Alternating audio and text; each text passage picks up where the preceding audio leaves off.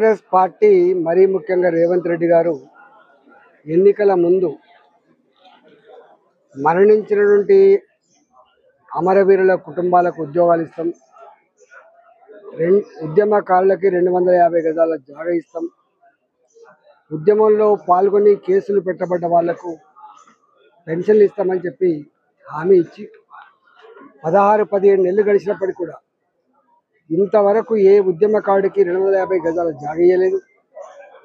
అమరవీరుల కుటుంబాలకు ఉద్యోగాలు ఇవ్వలేదు.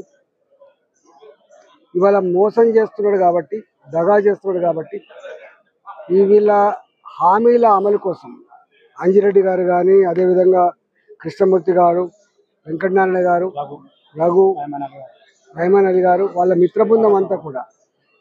వందల కిలోమీటర్లు పాదయాత్ర చేసి ఈ ప్రభుత్వానికి ఒక గుణపాఠం చెప్పాలని, ప్రభుత్వానికి సెన్సిటైజ్ రావాలి, డిమాండ్లు పరిష్కారం అయ్యేంత వరకు ఊరుకునే ప్రసక్తి లేదు, కొనసాగిస్తామని చెప్పి వారైతే పాదయాత్ర కొనసాగిస్తుందో వాళ్ళందరికీ నా సంఘీభావం. ఈ సందర్భంగా రేవంత్ రెడ్డి గారికి నేను ఏ హామీలు అయితే ఎన్నికల ముందు మీరు ఇచ్చిండ్రో మరొకసారి వినే ప్రయత్నం చేసుకోండి, మరోసారి ఆత్మావలోకం చేసుకునే ప్రయత్నం చేయండి, వాళ్ళకి ఇచ్చిన హామీలు అమలు చేయాలని చెప్పి నేను డిమాండ్ చేస్తాను.